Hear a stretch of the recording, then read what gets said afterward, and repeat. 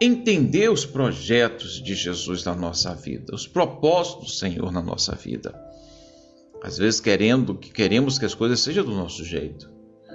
Então eu quero te perguntar algo e reflita. Você é perfeito? Você pode me detalhar alguém perfeito? Você conhece alguém que não é pecador, ainda que venha proferir a fé de Cristo Jesus, que não pecou? Ainda que esteja até mesmo no altar pregando, discipulando, conduzindo, ensinando, cobrando perfeição das pessoas. Mas tem alguém que nunca pecou ou não peca? Tem alguém que não peca de forma alguma? Eu desconheço. Mas qual é o propósito então disso tudo? É que a misericórdia de Deus sempre nos dá uma nova chance. Todas as vezes que nos arrependemos, todas as vezes que nós recuamos da nossa vontade para permitir que a vontade do Senhor seja concretizada em nós. Todos nós pecamos e cometemos erros graves aos olhos dos homens, porque para Deus errinho ou erro é uma coisa só, pecadinho, pecado é do mesmo nível, porque o Senhor mede o pecado que nós achamos pequeno e insignificante com aquele grave, aquele pecado que é grave, porque o Senhor mede da mesma forma. É para dar o direito ao homem da correção, do arrependimento, de um julgar justo, para que o homem entenda que, independente do que ele comete, ele vai estar desagradando ao Senhor. Ele vai estar errando contra o Senhor. Por isso, meu amigo, minha amiga, ninguém há nesta face de terra perfeito, ainda que se maqueie uma perfeição, ainda que se cubra de uma certa perfeição e ganhe a admiração das pessoas, até mesmo das lideranças, ou as lideranças ganhem dos seus seguidores pessoas que você acha que elas são de excelência, perfeição. Ninguém é perfeito, irmão. Eu tenho minhas falhas, eu tenho minhas debilidades como ser humano. O que me aproxima de Deus é eu reconhecer primeiramente onde eu erro, onde sou falho. Segundo, uma luta constante, interior principalmente, para servir e agradar o Deus de Israel. Passando por cima primeiramente de mim mesmo, do meu eu, das minhas vontades. E depois, o que é que me motiva a estar na presença de Deus? Saber que todos que estão ao meu lado erram. Sabendo disso, eu estou me blindando contra a traição, contra o abandono, contra a ingratidão, a desonra, a infidelidade. Dói, machuca e como? Nos fere todo dia? Demais. Porém, essas ações não vão me afastar do Senhor, não vão me tirar da presença de Deus. Por quê? Primeiramente, porque eu tenho uma convicção que sou falho também. O que o outro comete me fere. Mas eu também tenho que entender que eu sou falho na minha caminhada. Por isso que muitas vezes a religião ela tomou proporções de divisão de águas, dividiu família, dividiu as pessoas, as amizades. E nós erramos porque nós nos empolgamos querendo santificar algo que só o Senhor pode santificar. Eu não posso santificar as pessoas. Eu não posso santificar obreiro, diácono, pastoras, membros, obreiros. Eu não posso santificar ninguém. Eu preciso da santificação de Cristo na minha vida e para isso tem que haver arrependimento e conserto todos os dias. Aonde é que nós erramos na caminhada do Evangelho? É quando nós queremos santificar as pessoas. O Senhor Jesus ele diz, seja santo porque eu sou santo. Aleluia. Aleluia. Quando ele diz isso, está falando no indivíduo, não no coletivo, do indivíduo. Mas, porém, no coletivo, o meu testemunho fará com que as pessoas vejam Cristo na minha vida. Aí entra o coletivo, as minhas ações, o meu comportamento, o meu agir, o meu falar, o caminhar, a transformação realmente que houve, daquele marido, daquela esposa, daqueles filhos, houve transformação. Então, essa transformação será visível para todos. Ora, nós não somos perfeitos, de forma alguma, pois só podemos ser perfeitos lá no céu. Por quê? Porque já não estamos mais vivendo de carne e osso, não estamos mais sujeitos à lei terrena, agora é a celestial, a do reino dos céus. Às vezes tem gente que se mutilam querendo ser perfeita na terra, e elas nunca serão, porque estamos vivendo dentro da lei terrena. No céu é a lei celestial. E ora, até porque o príncipe deste mundo é Satanás. No céu é Jesus de Nazaré. Então, eu tenho que lutar, vencer aqui para chegar ao nível dos céus. Não aqui, mas lá, após esta vida. Muitas pessoas só estão querendo lutar pelas coisas deste mundo. Elas querem lutar pelas coisas que este mundo oferece. Mas elas estão despercebidas daquilo que o reino dos céus exige para que eu possa entrar nele.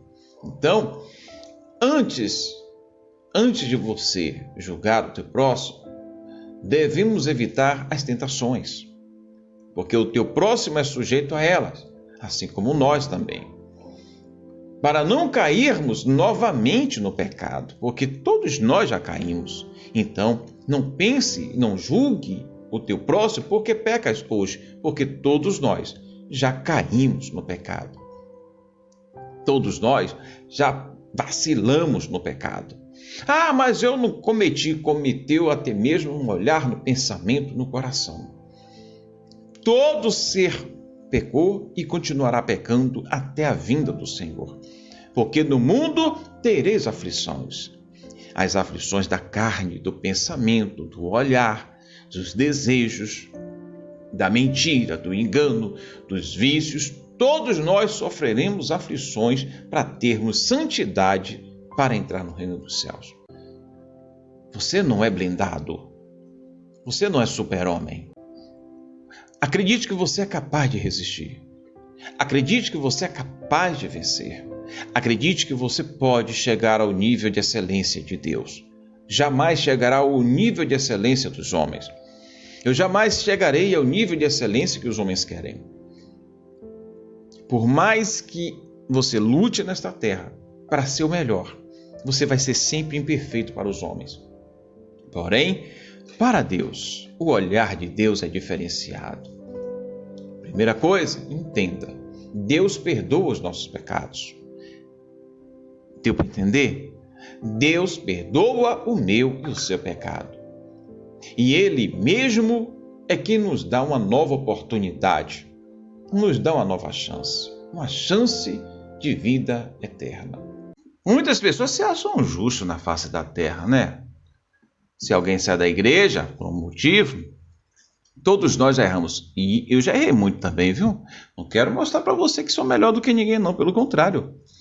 Né? Ou é o diabo, ou é isso, ou aquilo outro. Mas, na verdade, são as escolhas das pessoas. As decisões do diabo, ele até investe na cegueira, ele investe na proposta, no pecado, para a queda. Ele entra com suas propostas, muitas delas mirabolantes. Cabe a nós resistirmos ou não. Mas o diabo ele jamais será mais forte que qualquer ser humano. Então não é o diabo que faz a pessoa matar, é a pessoa que matou porque não resistiu ao diabo. Não é o diabo que te tira de obreiro, de pastor, de diácono, de presbítero, destrói o teu casamento. Não, você não resistiu ao diabo, então você faz a vontade dele. Ao ser a criação de Deus, pode resistir ao diabo. Pode resistir ao diabo. Lembre-se disso. Resista e você não vai cometer situações que vão desagradar ao Deus de Israel. Atos dos Apóstolos, capítulo 3, versículo 19 e 20, assim, arrependam-se, pois, e voltem-se para Deus, para que os seus pecados sejam cancelados. Ora, olha que palavra poderosa. Para que os seus pecados sejam cancelados. Isso é muito forte, isso é profundo. Para que venham tempos de descanso da parte do Senhor. E Ele mande o Cristo, o qual lhe foi designado Jesus. Observe que esta palavra é interessante. E talvez você interprete errado. Fiquei desempregado. Está em pecado. Pastor, estou desempregado. Fiquei desempregado. Você está em pecado, irmão. Está devolvendo dízimo, está sendo ofertante. Pastor, estou ficando doente. Você está em pecado, irmão. Tem pecado. Tem ceiado. Tem jejuado, tem orado. Irmão, entenda aqui, essa palavra, a palavra do Eterno, ela é toda direcionada para o mundo espiritual. O zelo do Senhor está com a minha vida espiritual porque Ele quer me salvar. Os homens, na sua materialização e materialidade de poder, estão preocupados com o ganho, a produção, conquista, resultados materiais. Então é tão fácil dizer que é o diabo, quando eu deveria entender que a permissão é minha, a vontade é minha, eu posso resistir ou não. Esse texto deixa claro que se eu me arrependo e me volto para o Senhor, aleluia, então eu estou dando razão para o Deus de Israel realizar na minha vida uma grande obra de cancelar os meus pecados.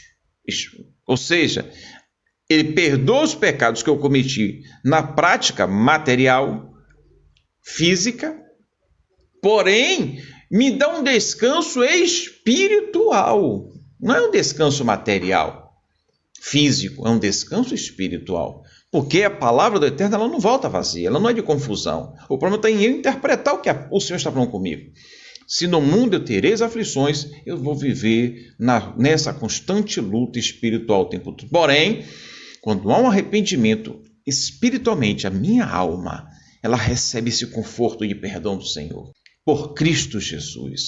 1 João, capítulo 2, versículo 1. Meus filhinhos, escrevo a vocês estas coisas, para que vocês não pequem. Olha, e um ponto, né? Não peque, ponto. Tem um ponto.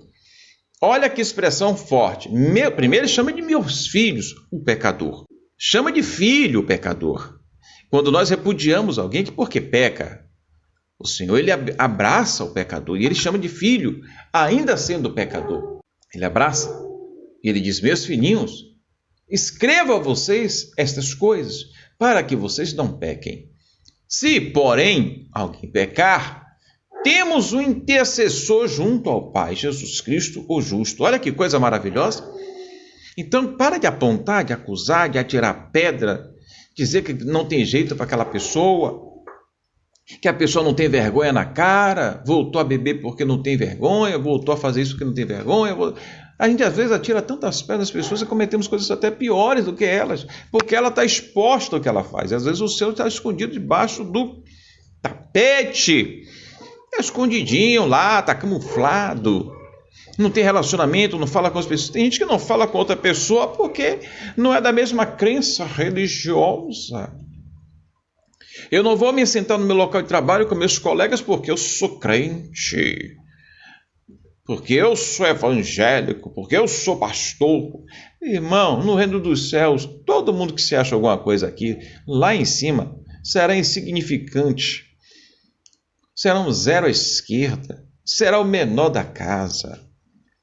Lembremos que aquele que está do nosso lado é uma vida, e independente dos pecados e falhas que ela tenha, em 1 João, capítulo 2, versículo 1, o Senhor chama de meus filhinhos. Vamos orar e interceder pelas pessoas, mas lembre-se, não é a minha intercessão que tem valor no tocante ao pecado, ao seu pecado. Não é eu dizer está perdoado, mas Cristo Jesus, o justo, te perdoar, te remir como Ele fez na cruz do Calvário, quando Ele decidiu pagar o preço da cruz, por amor de nós. Salmos de número 32, no verso 1 ao 2. Como é feliz aquele que tem suas transgressões perdoadas e seus pecados apagados. Como é feliz aquele a quem o Senhor não atribui culpa e em quem não há hipocrisia. Aleluia. Sabe o que é interessante aqui? Não é só as expressões de quem o Senhor perdoa, mas não há hipocrisia. Ele libera o teu perdão.